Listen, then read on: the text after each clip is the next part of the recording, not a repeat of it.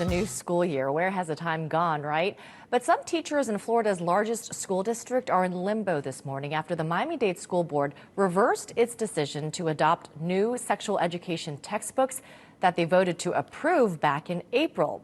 The decision means the county has no sex ed curriculum, and it comes months after Florida Governor Ron DeSantis signed the so-called Don't Say Gay law into law, banning certain instruction about sexual orientation and gender identity in the classroom.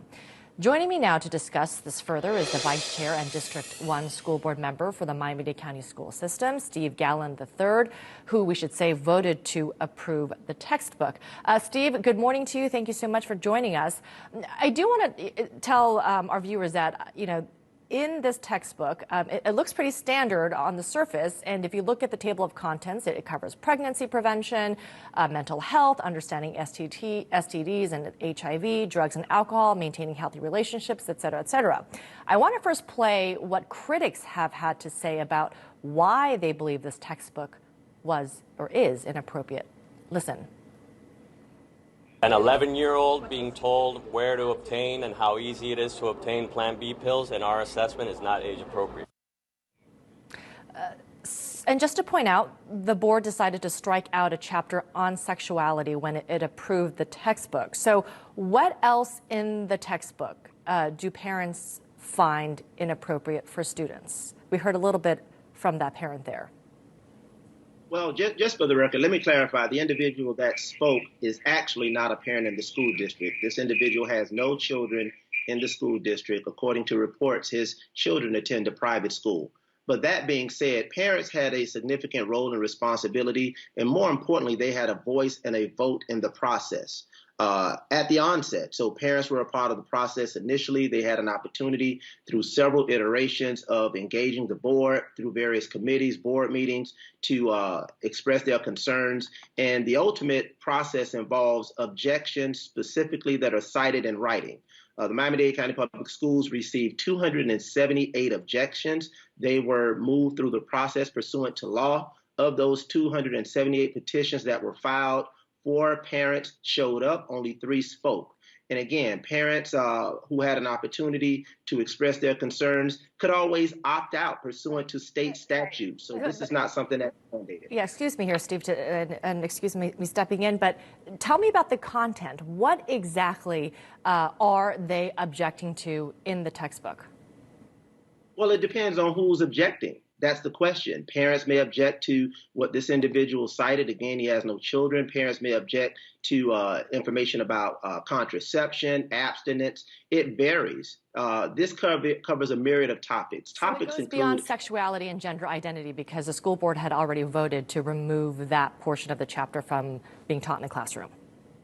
Absolutely. And those individuals who deduced it to gender and sexuality are misinformed. You're talking about HIV prevention, child abuse information, how to communicate with someone if you're being abused. It covers a myriad of topics that are critically important to the health and welfare of our children under the umbrella of human reproduction and health.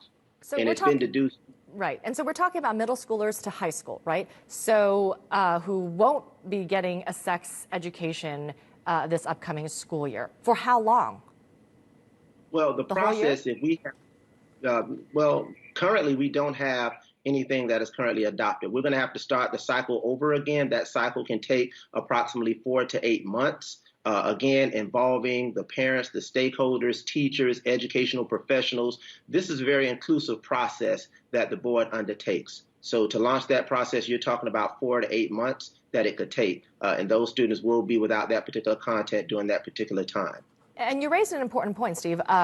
Florida, like many states, has a law that allows parents to opt their children out of sex education courses. What is your concern, if you have any, about the impact of the not offering any sex education right now this school year?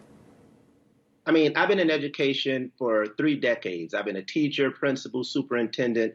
Education is power. Our students who do not receive this information will be rendered powerless to make critical decisions, not only during school, but in life. So this is critically important. Each and every one of us through our schooling has had an opportunity to access information about health and reproduction. This is contiguous to public education as we know it, and to rob the entire district of this information is unfortunate. I've said publicly, and I'll continue to say, I have no problem with parent choice in terms of them wanting to, quote unquote, defend their children regarding this information, but to defend children and to deny children is a proposition that is very untenable. So we actually yeah, and for a lot of people, a lot of students, including myself, I mean, getting sex education in school is the only time and place where you will get it. My parents didn't talk to me a lot about what I learned in sex ed, and you're also learning a lot about respecting yourself, having healthy relationships, and things of that nature as well. So some important conversations there. Steve Gallen, appreciate you joining us. Thank you so much. Thank you.